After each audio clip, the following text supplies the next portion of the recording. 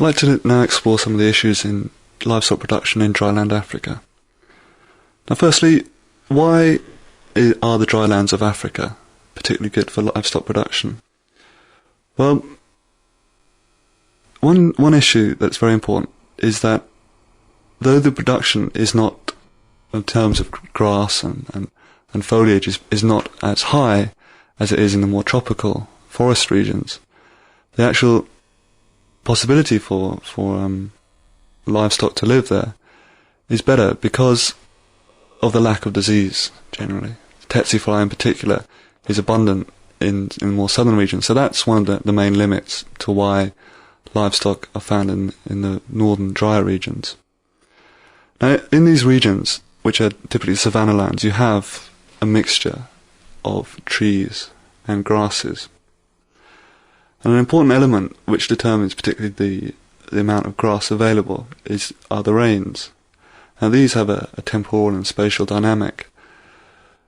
In the West African Sahel there's a defined rainy season, generally between June and mid-September, when the rains come, or normally come, but not always.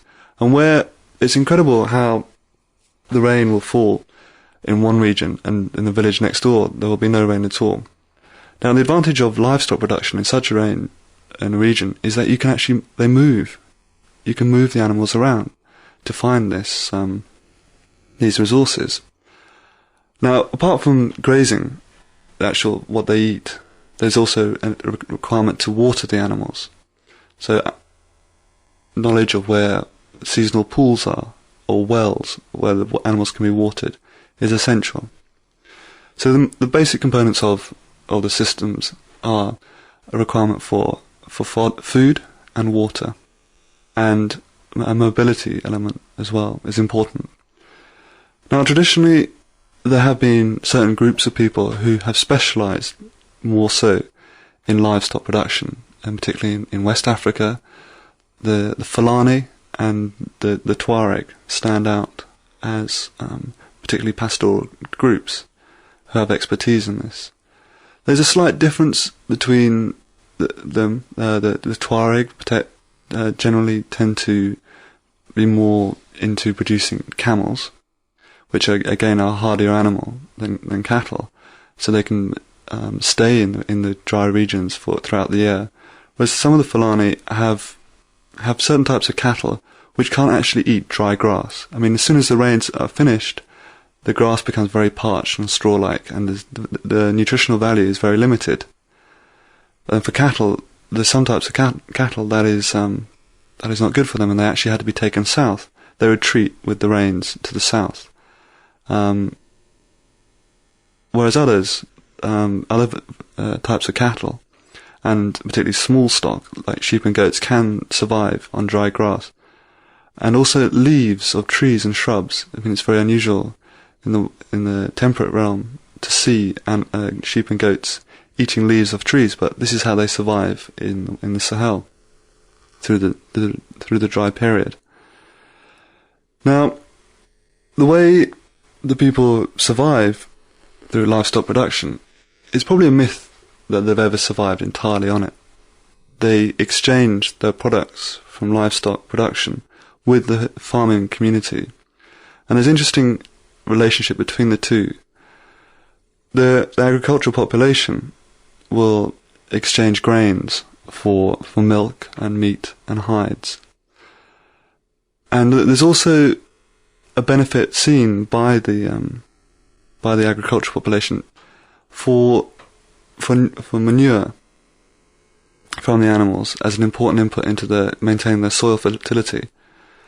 Now, there's problems with the relationship. A field of millet would be very very good for a cow to eat, but that's obviously not desirable.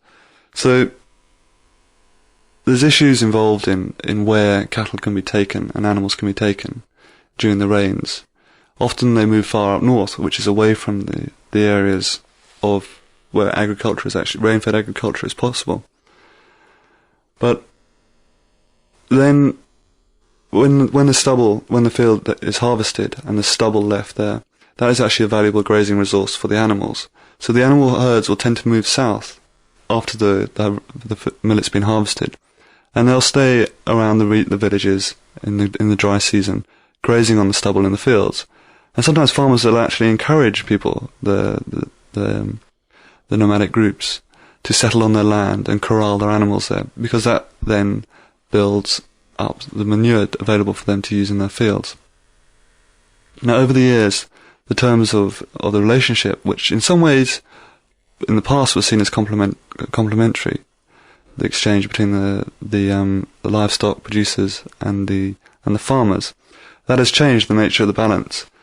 So in terms of power, the agricultural population are more powerful, and their development has perhaps been better. The livestock sector, which is arguably perhaps where these dry regions have their economic advantage, has been neglected somewhat, or subject to management, which has been imported from other areas, particularly from the Western model of rangeland management, particularly from the States. The idea of fixing grazing areas and delimiting it, and saying, okay, animals can graze here for this number of days and then move to this paddock and so on. Such a model does not work in dry regions, but it has been tried, and the results have often been disastrous. Rapid changes in animal numbers, a lot of deaths of animals during the famine years have altered their ability to reconstitute the herds after the droughts, and they've often come back to the activity on different terms.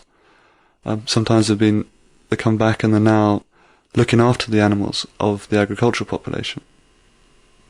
But the relationship between the two has changed, and access to resources, the water holes which they traditionally relied on to water the holes, are now seen in many areas as attractive agricultural resources. So the agricultural population will take control of these areas and plant around them. And when the herds come to water them, they cause inevitable crop damage, and there's disputes, and sometimes these are of a very violent nature. But there's probably always been conflict between the relationships between the two groups. But whether this is heightened now by greater media coverage is not clear. But certainly the relationship has changed, and certainly the access to resources and how the freedom to move around, which is an essential one for success in livestock production, that is a key element that has changed. To conclude about livestock production in dryland Africa, an essential point to realise is that livestock production is an efficient way of dealing with the temporal and spatial rainfall variability, and that accepting this mobility is the key to furthering what is perhaps in many of these regions their only future in terms of exports, but that to understand mobility requires very different logics to the very sedentary kind of thinking that dominates a lot of Western thought, and which unfortunately has been transposed onto development planning in dryland Africa.